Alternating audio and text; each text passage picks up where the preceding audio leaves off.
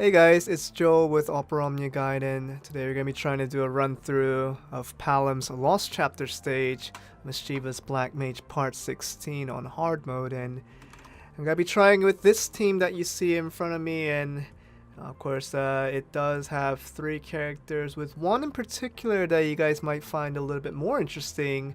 It is going to be Palom. I do have the EX unlocked with everything MLB'd as well, the 35 CP, 15 CP. It took a long time to get all those weapons, including the EX, but I did manage to get it after spending a lot of gems. And you guys might be wondering why I did spend all those gems trying to master Palom, but I will try to post that in a later video in terms of why I decided to invest in this character and what I found was valuable about this character. And that will come up in a later video, so be sure to stay tuned for that one. But let's look at the characters in depth of what role they're going to be serving. And for Palom, it is going to be primary DPS with the ice abilities that it does have with the Mischievous Ice Crystal, and then getting the HP attack to be a mix of ice attacks as well. It is a significant weakness to the bosses that we'll see coming from wave 3 and 5, and we'll look at just the basics of what we have for Palom. Nothing special. Got the crystals unlocked, and for the artifacts I didn't have too much time to farm this quite yet, but I do have an attack on 108. Kind of shame that it is a 15 CP variant, and I do have to kind of give up a lot of the other passives just to equip this one. And to have max brave 110, attack 36. Once again, nothing very special about this Palom quite yet. Hoping to get it a little bit stronger as the days do remain. And for Palom, obviously we did say it's going to be the main DPS role, where you're kind of relying on this character to put out the most damage and try to clear it as fast as you can. And for the next character, you do need Faris, or any type of debuffer would be very helpful in this stage as well, because wave 3 and wave 5 on their default stats, they do hit quite strong, and also their defensive stats are very high as well. So having something like Faris or any type of debuffers, as you can probably imagine, with Vanille being the synergy character this time around for that debuffing role, any of them would really help out. And for Faris, I did share this in the Agris EX stage that we covered in the previous video, and this is me trying to cover 2 videos on the same day. That's why I'm wearing the same clothes that you saw me in the previous video. If you haven't seen that one yet, be sure to check that out as well. It's available on the channel.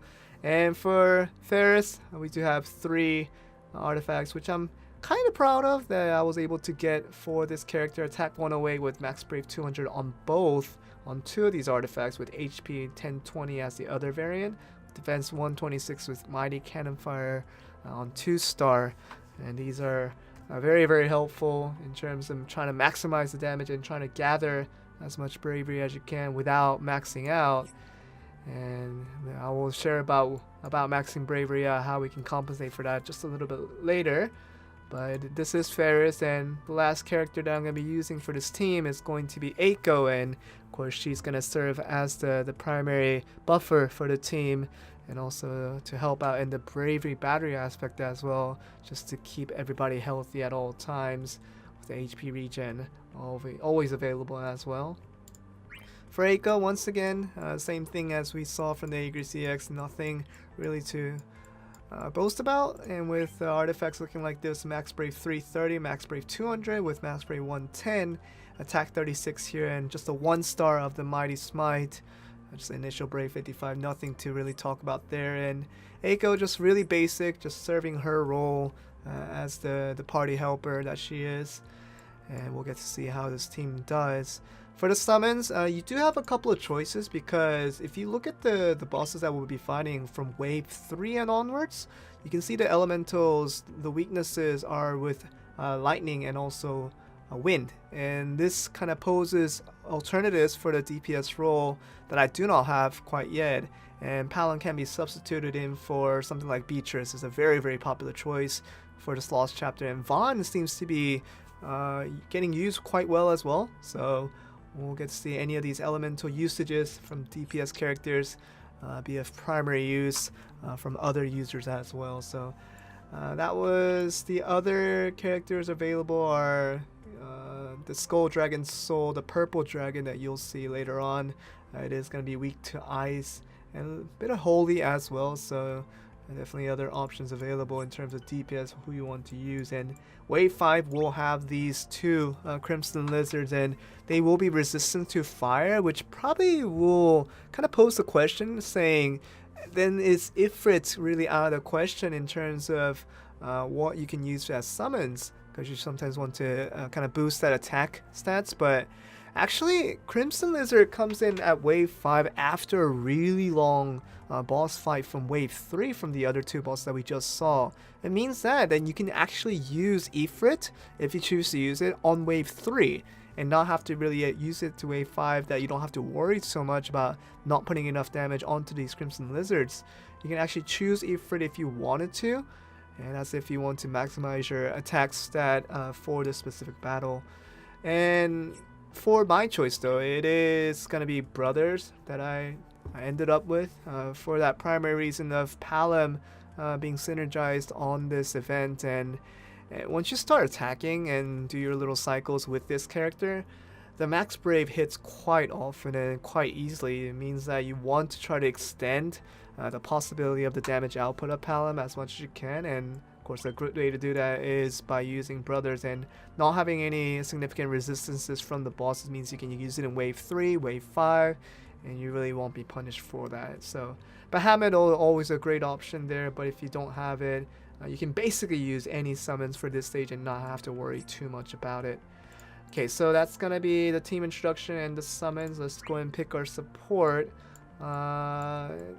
Mainly have Agrius and Layle online, but I'm gonna try to find a Layle that I can use. Here's a 5-turn Layle that I can use. Let's see if the stats are alright. Yeah, Crystal Bearer boost 2-star and Mighty Energy gain 2-star, Max Brave 110. So nothing too crazy, but definitely will just do as I'm just trying to clear out these bosses as fast as I can. So alright, let's try to get into it and see what we're gonna get out of it, hoping that we can hit this 200,000 score line. Let's get right into it. Okay, for our first time we're gonna have Faris, and you can actually use Cannon Fire here because Cannon Fire, unlike the Agrius EX stage, is not gonna be as abused, and it means you can have a little bit more left and not worry too much. And for the second attack, you're left with Palom, and you want to use Mischievous Ice Crystal to put the splash damage on. But if you look here, the defense down is the target you want to really aim for, because if you use it on here, where they don't have defensive down, you're gonna run a little bit short, and you don't want that. So I'm gonna use it on C now, Mischievous Ice Crystal, and that's gonna be good enough damage to kill off C and put all these enemies at pretty low health. And with Eiko, let's put this HP attack now, and we can do that with A just gonna be charging itself up. And with Palom, it has dual cast, and we're just gonna be using it a little bit. Just put it down. It's not gonna kill it, but Faris can kill it in the next turn, so we're gonna leave it as so. With wave 2 now, what's our options? Palom can once again just use dual cast. Maybe we'll kill it. I have to see. It won't. So this is a situation where we have to kind of rely on Water Whirl to hopefully be good enough to kill this off. Yep. And for this one, I'm gonna be using Smite. Hopefully that 9k damage will be good enough. I imagine it will be so. Okay, so that's gonna be just good enough. And going to wave 3 now with Palom once again putting himself online. And I'm gonna use Bluff on A just to get his unique attack up boost. His buff is unique, so Eiko's buff is not gonna really bother with it. Let's do Cannon Fire plus, since we have Enfeeblement on from our last wave, and this is where we use HP regen, and let's use it on A again. And since these two guys have poison on them, we're not really worried too much about the damage they're gonna do. Just gonna do basic stuff, group Darkra. Not gonna be too much trouble in. Just gonna use Mighty Roar. Gonna get himself back up. And now with Palom, you have to get this guy down pretty easily, and you can do that by using the Obsidian Ice Crystal again. But do I want to? 6.8. Yeah, I'm gonna just go with Obsidian Ice Crystal again. Not gonna try to worry too much about it. 25k damage just like that. It's pretty good stuff. And you can use Smite again from Eiko. Once again, this is the stage that you want to use most of your skills on because they are the tougher bosses. Let's see, Eiko's just gonna be broken with Faris. Just available to HP attack, but just gonna be kind of a tough situation where Faris is gonna be broken as well. But I have to. I can't really waste any turns. I'm just waiting for these guys. And now Palom is back again, and you can use Stardust, the EX ability, and see if it will reach max bravery. So it's not gonna get on the first turn, but the second turn, 33k, splits the damage. Pretty good stuff coming on. And A is gonna be attacking with all, so I'm gonna be trying to use a Brave Battery to get this as healthy as I can. You see, the attack down really allowed me to survive through that one. With Palom having relatively low Brave, he still survived through that one.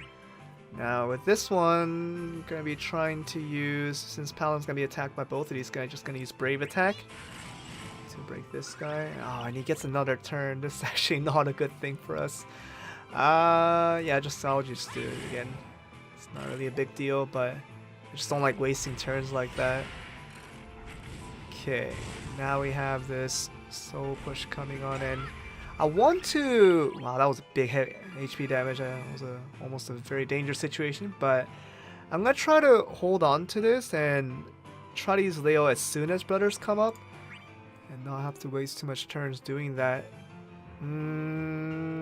Got the turns a little bit mixed up, but it should be alright. Let's use Water Whirl right here. Just get it down pretty low in terms of HP. With this turn, I want to use HP attack to heal Palom up a little bit. It's gonna heal him up just a little bit. It's not gonna be a big deal, but once again, better than nothing. Dual cast to break this guy and also deal 30k damage. It's quite good stuff coming on. And now it's Soul Cry 1 coming up. And soon he's gonna get this really big annoying buff to himself that resists magic damage, and we don't want that. So hopefully Brothers comes in very soon, and that's when we can start inducing some real damage. Let's put Layle now and use Fuel Burst first. Then we can summon Brothers and be a little bit more aggressive with that. Let's do HP attack, HP regen on A. And now before this guy gets the turn, let's summon Brothers and try to defeat both of these guys from this summon. Of course you want to use something like the bluff. Just try to maximize the damage that you'll have. And with this now you can use Stardust, and hopefully this kills off one of the two. Let's see what happens here. 19k with 39k, that's some sick damage coming through. And since we already have HP regen, we're gonna now focus on using Smite more with Eiko. I'm gonna see what happens here. We're gonna use Smite on B since we have a little bit of leg room on A. And gonna try to use Energy Gain, hopefully to launch him up. And get his HP attack. And one more HP attack. I'm gonna try to use as much Energy Gain on these guys, but I think they're just gonna die out before anything happens. Yeah, I'm gonna use the Obsidian Ice Crystal once again. Be pretty aggressive with these guys. And Eiko, once again, you can use Smite. Yep, you can use Smite, and Layle can launch him once again. And hopefully this will finish him up in a pretty decent amount of turns. HP attack with another HP attack. Okay, so I think one more HP attack coming from Palom should get the job done. So let's do dual cast. Should be able to break this guy and kill him. Yeah, good stuff. Now we're on to wave 4. And we have to kind of wonder what we should be doing about this situation. Unfortunately, Layle has to waste the turn, just using his basic HP attack probably more than anything else. This is gonna kill it off, and Layle has to, yeah, just gonna have to use HP attack here. With Palom using his HP attack, should be able to finish off this guy, dual cast. Okay, now we're on to the wave 5 with Layle already summoned and Brothers already being used. So we're gonna try to clear these guys as fast as we can. And this is when we need Layle to use Field Burst. Just make sure we get some additional debuffs onto these guys. So good use of that last turn. For Eiko though, you want to... You don't have to be that aggressive anymore because you know that Layle's gonna go out in the next turn. You don't have to worry too much. Let's use dual cast again. Just try to clear these guys out as fast as you can. Now Layle will go out with Cannon Fire being available. And to put 6 debuffs onto these guys, and Palom's a little bit low, but I think we're gonna be fine if we put a smite onto this with the poison. That's gonna get it into pretty good territory that we don't have to worry too much about it. I'm just gonna use Bravery Attack to get this guy down, and yeah, we can use Stardust here. It's a good chance to break B as well. Yeah, 35 with another 35. That's some incredible damage coming through. That's 70k damage just from that one move. Of course, it is split just a little bit, but no one is complaining about that one. Okay, now we're just gonna do HP attack on B. And a tip about this specific wave 5 is that you want to try to knock both of these guys at the same time if you can. Because what will happen is they're gonna try to buff one another if one dies first, and you don't want a buffed character for a long time. Although it shouldn't matter that much because it's not that hard to begin with. Let's see what to do next. A is pretty high now, and I'm gonna use dual cast just to break it. And Faris is going to be attacked here, but I don't mind. I'm gonna just use Whirlwind. Not worry too much about it. Mage just gonna break Faris most likely. Okay, now with Eiko.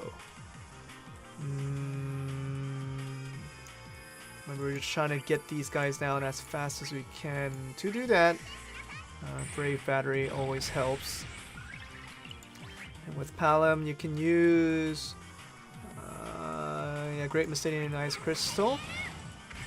This will get 30k damage on both of these guys, which is so good.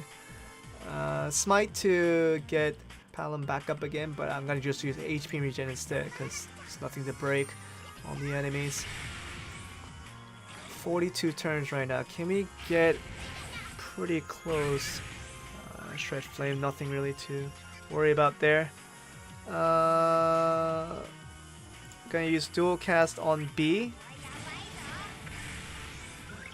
And for Faris, remember, just she's already on full Brave that you don't have to do anything.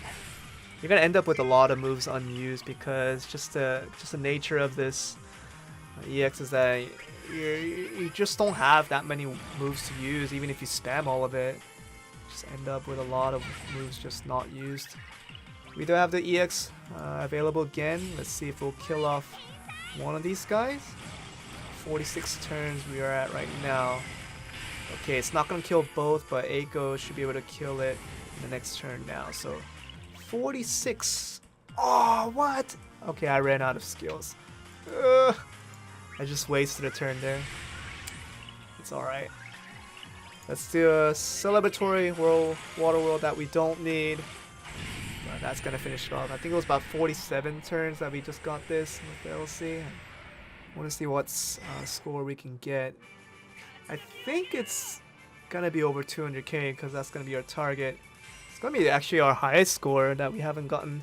219,807. So very nice score. Of course, if we ended it just one turn earlier, that would have been a little bit nicer. But yeah, that's something for you guys to keep in mind, that you can really spam your skills and not get punished much for it. And for Palom, for Faris, and whatever other characters you'll be using, just spam your skills, especially in Wave 3, because you want to get these other two bosses down, which obviously are much tougher than Wave 5 bosses, to get these guys down as fast as you can. So when you get to Wave 5, you don't have to worry as much. So yeah, that's going to be doing it for me, guys. Hope you guys have good luck with your tries as well, your attempts to defeat this Lost Chapter. It's not the most difficult one.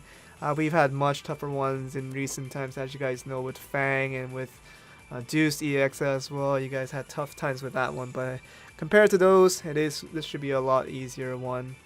So just the best of luck to you guys, and hope you guys have fun with more Opera Omnia. And that's gonna be done with this video, and hopefully if you guys enjoyed this video as much as I enjoyed making them, and if you did, be sure to subscribe to the channel, and hope to come back with more content for Opera Omnia Guide. And I'll be signing out now, and I hope you guys to see you in the next one.